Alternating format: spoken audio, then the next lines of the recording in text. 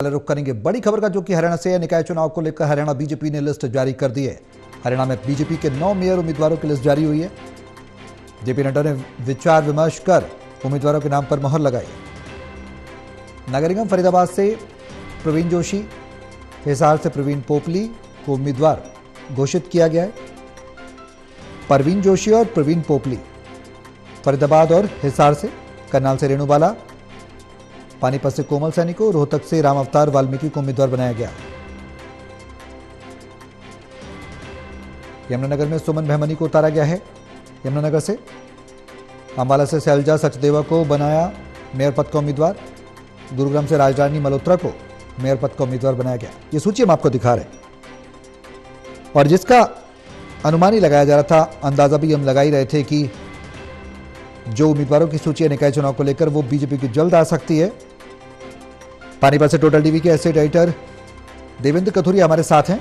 ज्यादा जानकारी के लिए सीधे उनका रुख करेंगे। देवेंद्र, हम अनुमान लगा रहे थे, चर्चा थी कि सूची जल्द आ सकती है और जिन नामों का जिक्र पहली सूची में किया गया था, जिसको डिलीट किया गया था कुछ तकनीकी कारणों की वजह से, उसकी हम चर्चा कर रहे थे, आ सकती है और आ गई है।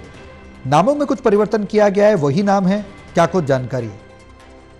देखिए सौरभ, पहले तो मैं ये कहूंगा, क्योंकि आज उदय भान ने शाम को ये घोषणा की कि कांग्रेस कल अपनी सूची जारी करेगी। दरअसल लोकसभा चुनाव हो या विधानसभा, बीजेपी ने हमेशा लीड ली है, चाहे तैयारियों की बात हो, चाहे रणनीति की बात हो, चाहे कैंडिडेट्स के बारे में फैसला करने की मीटिंग करनी हो, या उम्मीदवारों को मैदान में उतारना, उनका नाम घोषित करना।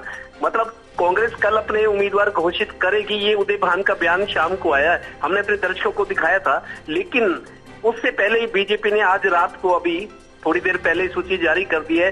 10 जगह वैसे नगर निगम हैं जी, लेकिन मानेसर को छोड़कर अभी मानेसर में पहली दफा चुनाव हो रहा है। बाकी जगह पानीपत, करनाल, अंबाला, हिसार, रोहतक, यमुनानगर, गुरुग्राम, और इन 9 जगह पे एक हैरानी वाली बात को देखिए, 9 में से 6 महिलाएं, आप देखिए 9 में से 6 महिलाएं, 3 पुरुष हैं। तो जिस तरीके से लोकसभा चुनाव में, विधानसभा चुनाव में महिलाओं ने बड़ी संख्या में बीजेपी को समर्थन दिया है, बीजेपी की जो प्रचंड जीत हुई है विधानसभा में, मेरे को लगता है महिलाओं को एक तोहफा और दिया गया है। जिस तरीके से 500 रुपए की सिलेंडर की बात है, 2100 रुपए महीना देने वाली बात है, पंचायतों के बाद पंचायतों में 50% आरक्षण दिया है हरियाणा सरकार ने, अभी जो 2 साल पहले चुनाव हुए हैं। लेकिन अब शहरी निकायों में भी 50% आरक्षण देने की बात कही थी और वो करके दिखा दिया। 9 में से 6 महिलाएं हैं। आप देखिए, कोई शायद कोमल सैनी का नाम पानीपत से आया है, बैकवर्ड से आती है, और रेणुबाला गुप्ता 2 बार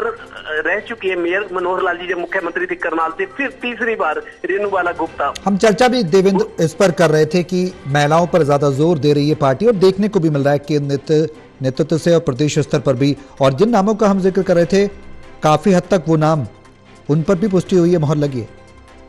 देखिए, उसमें गुरुग्राम का मेरे को लगता है नया नाम है अपडेटेड लिस्ट में, राजरानी मल्होत्रा है यहाँ पे। हालांकि बाकी मेरे को लगता है और शायद नाम सारे वही है, लेकिन 1 या 2 नाम बदला हुआ है। गुरुग्राम का यकीनन तौर पर ये नाम नहीं था जो शाम को पहली लिस्ट आई थी, ये संशोधित लिस्ट है, तो एक आध बदलाव किया गया है। लेकिन अब इसमें आप देखिए, वो जो पहले लिस्ट आई थी उसमें ना तो स्टैंप थी ना साइन थे प्रदेश देश के। इसमें जो नई लिस्ट अब आई है, इसमें मोहनलाल बड़ोली के बाकायदा साइन किए गए हैं और सूची के ऊपर लिखा गया है लेफ्ट साइड पे, संशोधित सूची, पहली सूची। क्योंकि अभी और भी सूचियां आएगी। ये तो मेयर, क्योंकि अब देखिए जैसे पानीपत में 26 वार्ड है, करनाल में 22 वार्ड है, जो मेयर का चुनाव है उनको 22 वार्ड में और 26 वार्ड में सब जगह वोट की अपील करने जाना है, लोगों से मिलना है। आजकल लोग बड़े मुखर है, वो कहते हैं जी हमारे पास तो वोट मांगने आया नहीं, मतलब नाज नखरे दिखाते हैं। तो उम्मीदवारों की कोशिश होगी हर एक घर तक, हर एक वोटर तक पहुंचा जाए, इसलिए उनको टाइम चाहिए। सिर्फ 15 दिन का टाइम है। मैं बताता हूँ, 2 मार्च को तो चुनाव है ही, वोटिंग होनी है। आज 14 तारीख भी खत्म और 28 का महीना है, हमें याद रखना होगा। फरवरी का महीना चला, 28 का है। इस बार लीप का वर्ष नहीं है कि 29, 28 का महीना है। आज 14 तारीख तो खत्म ही हो गई है, तो ये 15-16 दिन है इस 15-16 दिनों में अब नामांकन भरेंगे लोग, नामांकन भरेंगे, उसके बाद मान मनोबल होगी, किसी का नाम उठाएंगे अपने पक्ष में और फिर सारी चीजें सेट करना। आप समझ आइए चुनावी भाषा में सेट करने का मतलब क्या होता है। देवेंद्र, और उसके बाद चुनाव प्रचार का उनको टाइम चाहिए। तो कुल मिलाकर 15-16 दिन का चुनाव है, बहुत कम टाइम है और काम मेरे को लगता है पहाड़ जितना है। लिहाजा बीजेपी ने फिर लीड ली है।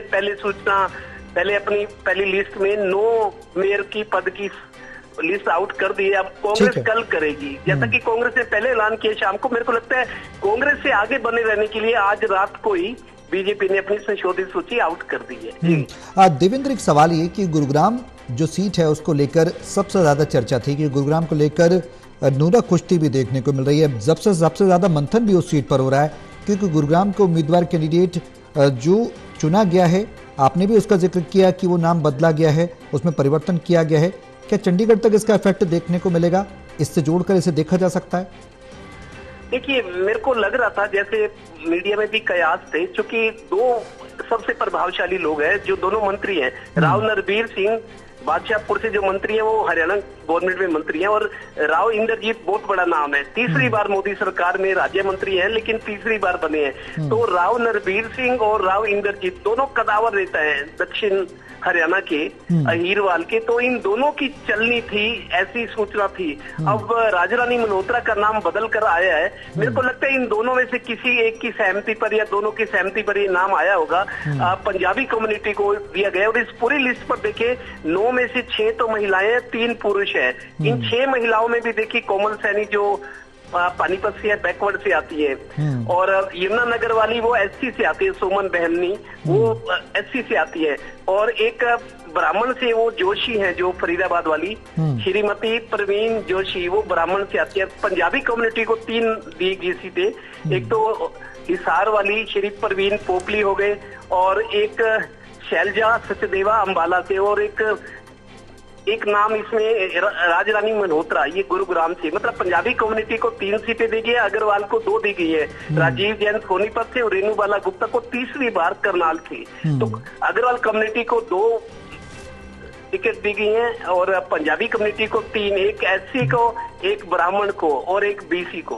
देवेंद्र, इस लिस्ट की खूबसूरती ये भी देखने को मिल रही है कि जातीय समीकरण की हम अक्सर चर्चा करते रहे हैं अपने कार्यक्रम में भी, तो जातीय समीकरण का तालमेल बहुत अच्छे से बिठाने की कोशिश की गई है, जिसका हमने जिक्र भी किया और देखने को भी मिल रहा है इस लिस्ट में।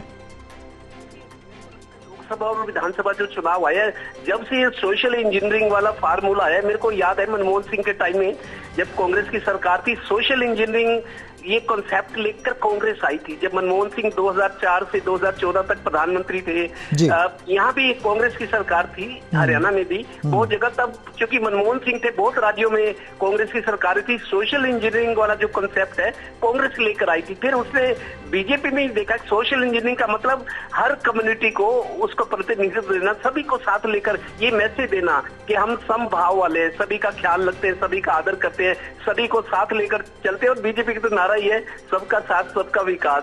तो सभी मतलब जातीय समीकरणों को पूरी तरह ध्यान में रखा गया, और जातीय समीकरणों को ध्यान में रखने की ध्यान में रखा ही नहीं गया, ये दिखाया भी गया। शायद बीजेपी को इसका फायदा भी मिलता हुआ नजर आ रहा है। और बिल्कुल देखा है हमने चुनाव में जिस तरीके से बातें पलट गई। बिल्कुल देवेंद्र, देखा है हमने, लोकसभा चुनाव में देखा, विधानसभा चुनाव में भी देखा जातीय समीकरण का बेहतरीन तालमेल, और अब निकाय चुनाव में भी उसका प्रभाव देखने को मिल रहा है। देवेंद्र, बने रहे आप हमारे साथ, लौटेंगे आपके